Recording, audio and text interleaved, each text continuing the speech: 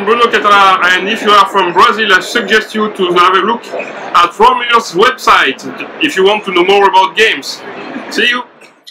Oi gente, tudo bem? Hoje no Jogatina de Quinta eu vou passar uma entrevista com Bruno Cathala. Bruno Cathala é um autor francês que aqui no Brasil ele já publicou alguns jogos como o Kingdomino, que está para sair pela Paper Games, o Cyclades, que saiu pela Galápagos, e o Kanagawa, que está para sair pela Redbox. Ele é um autor em tempo integral e a gente vai conversar um pouco sobre o mundo dos jogos e como é que ele veio a ser um autor em tempo integral.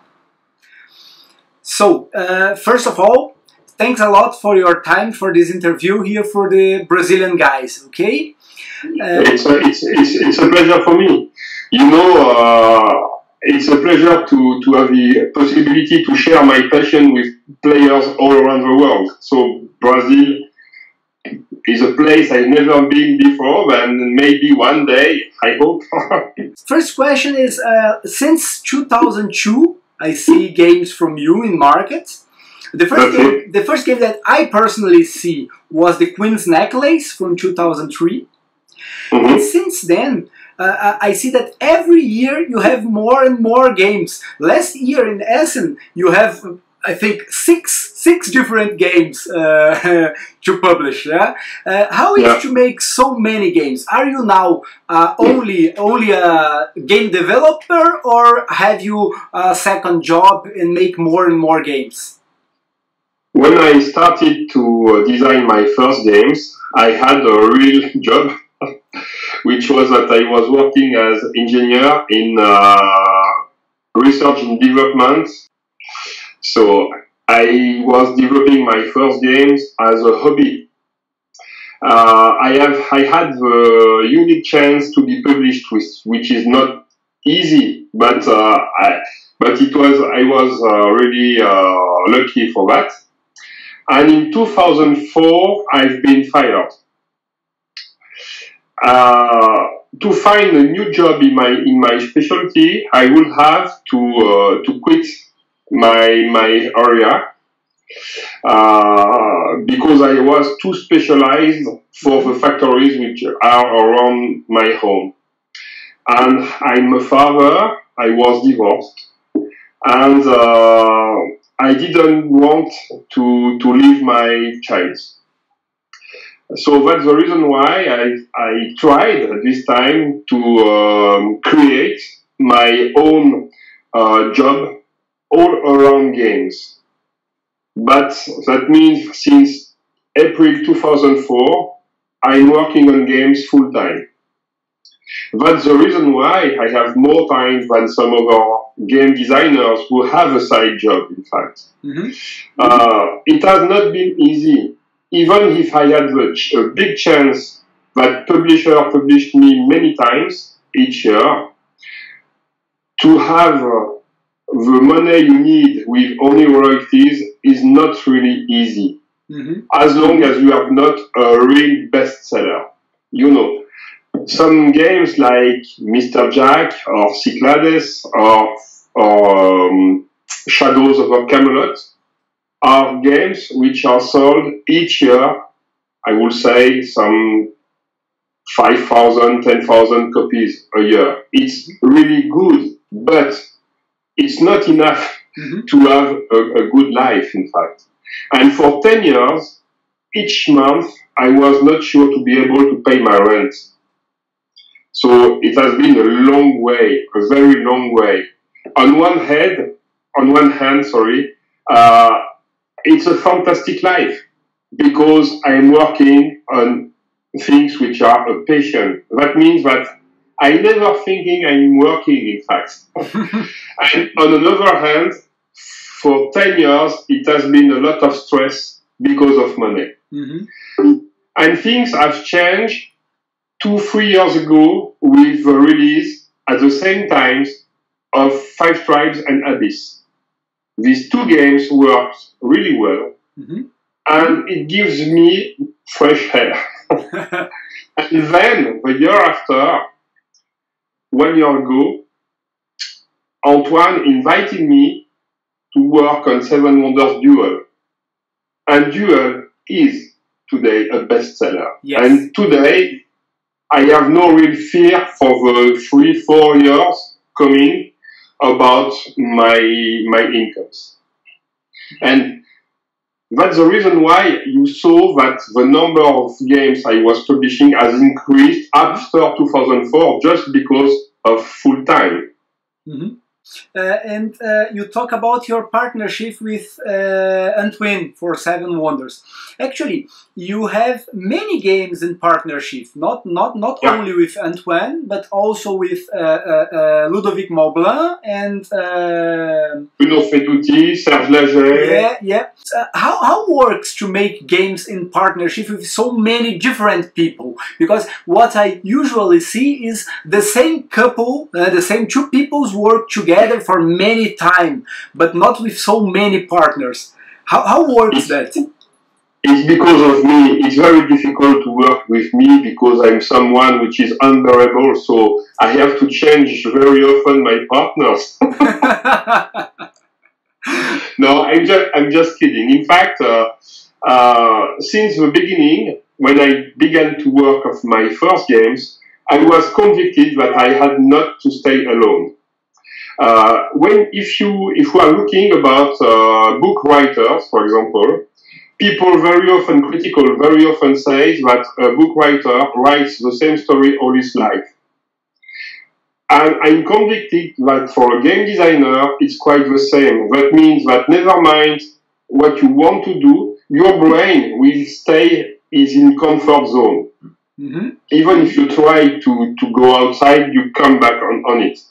And that's the reason why I tried since the beginning to work with other people, because it was the best opportunity for me to explore ways I would never have been alone. Mm-hmm. It's really passionate, but it's not always so easy, because that means that you have to be able to forgive, to abandon some ideas you really like. In order to work together with someone else, yeah. Yes.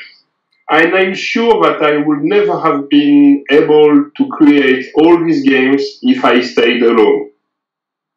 And actually, I see behind you the Spiel des Jahres 2017. I remember the first time I played Kingdomino, I looked games and I say, wow, it's a so simple mechanic, but a so good game. Anyone have ever tried this mechanic before? And now it is Spiel des Jahres. Do you really thought that your game could be Spiel des Jahres this year? No, never. Frankly speaking, never. You know, when I'm designing games, I'm never thinking of a market. I'm never thinking on prices. It's not my quest. I only be able to design games I want to play myself. Mm-hmm. In fact, I am my first own customer.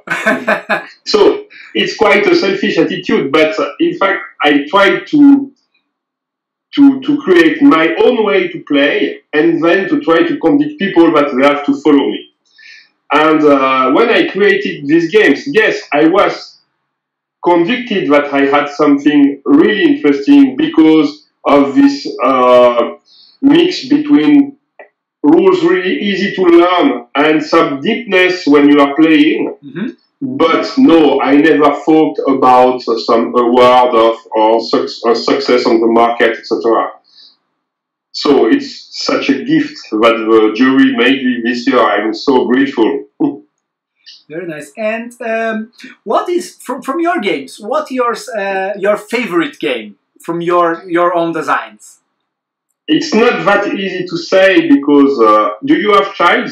Yes, and it's very hard to say which is the best child. Which child do you prefer? So you cannot answer this question, but I have to say that I have a special relationship with 5 tribes. Not fun. It's the kind of games which I can really like a lot, and I can play it again and again and again without being boring. But I have a special relationship with these games because it's also connected to my real life and with a relationship with my son. Mm-hmm. So it's a lot of emotion for me, which is into this game. Very nice. And from other designers, have you a game that you really like from other designers? Yes, a lot for sure, but I must say something about Richard Garfield. Mm-hmm. Richard Garfield created Magic the Gathering in the 80s. Yes. At this time, I was just wishing maybe one day to become a game designer, but I had no idea where to start. And I played Magic a lot. A lot. I make some competitions, etc.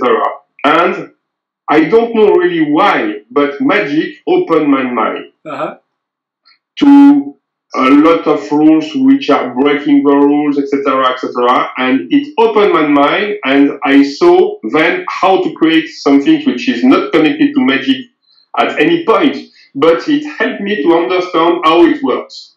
Mm-hmm. Very nice. Maybe because of the deck building, etc., you are creating your own rules, in fact, and Magic the Gathering has had a major influence on all the game business since that time. Yes. For example, what is the common point between Mr. Jack, Seven Wonders, and Sea of Clouds? It's Magic the Gathering. Mm-hmm. Why? Because the drafting system to choose the cards, the characters in Mr. Jack, is a drafting system you introduce when playing Magic when only one player owns cards. Mm-hmm. The drafting system in Seven Wonders is the booster draft. And the drafting system in Sea of Clouds, I don't remember the name, but it's also another way of distributing cards in some way of playing Magic. Mm-hmm. And Théo Rivière, the game designer of Sea of Clouds, Antoine Boza, and me, we were all big players of Magic. Yeah, Magic at the 80s was really a game changer. The Magic, for sure. The Magic changed a lot along the time, but was a game changer. He changed the way the game market works. Yeah. Another game I would like to promote, which is absolutely not known, is Giges. Giges it's an abstract game for 2 players. A pure abstract game for 2 players. It has been released for the first time in, I would say, 86. And it's still on the market, published by Gigamic today. Mm-hmm. But it's not big sales, it's not really known. But for people who like abstract games, for people who like the Gift project of Chris Byrne, for example, this game has that level. And I can say that at one time, Chris Byrne himself was thinking about introducing Giges in his collection. It's a fantastic game. It's a masterpiece that sadly nobody knows. And I want to ask you if you can give a message for the Brazilian guys that like your games. Okay, for sure. Hello to all the Brazilian gamers. Sadly, we are living too far, but one day I will be so happy to have an opportunity to join you and to share some times around games. Very nice. Thank you a lot for your time, and thank you again for this interview, okay? Right, it's a pleasure. Bom, gente, espero que vocês tenham gostado da entrevista. Se gostaram, não deixem de curtir o vídeo e se inscrevam aqui no canal para não perder nenhuma das regras que a gente tem explicado e variações, curiosidades e eventualmente entrevistas que a gente tem feito. No caso de sugestões, coloca aqui nos comentários. Um grande abraço e até a próxima! Galera, obrigado por ter assistido o vídeo. Se vocês gostaram dele, não deixe de curtir ele e se inscrevam aqui na página para não perder nenhum dos vídeos que a gente está postando regularmente explicando regras e variantes. Também deem uma olhada lá na nossa página no Facebook. Um abraço e até a próxima!